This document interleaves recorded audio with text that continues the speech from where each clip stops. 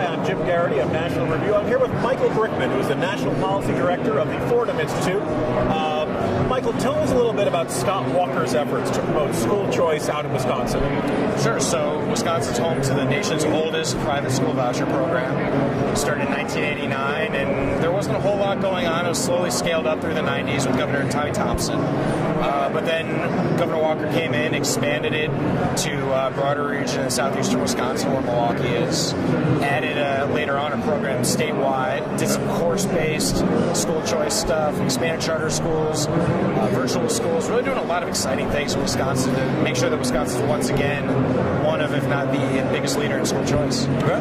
Now, I know that if there's any group that loves Scott Walker, it's unions. So I'm going to guess that the teachers' unions are warmly embracing all of his promotions and these ideas. Because we all know unions love school choice. How has this group, which is already, seeing him as kind of the devil incarnate in governor form, how have they reacted to these kind of proposals, and what's their opposition? What are their avenues of opposition we've seen in the state? Yeah, I mean, of course, they're not very supportive, but you're seeing a situation in Wisconsin and other states that have enacted similar reforms to Governor Walker's reforms. You're seeing a decline in their membership because they're not having their dues automatically deducted by the local school districts, so not as many people are voluntarily joining.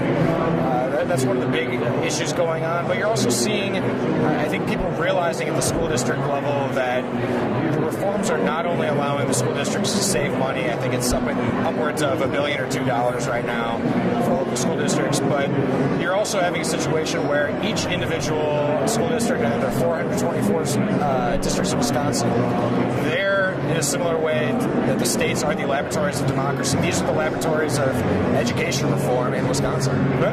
And obviously it's a re-election year for for Governor Walker. He's already survived the recall effort a couple of years back.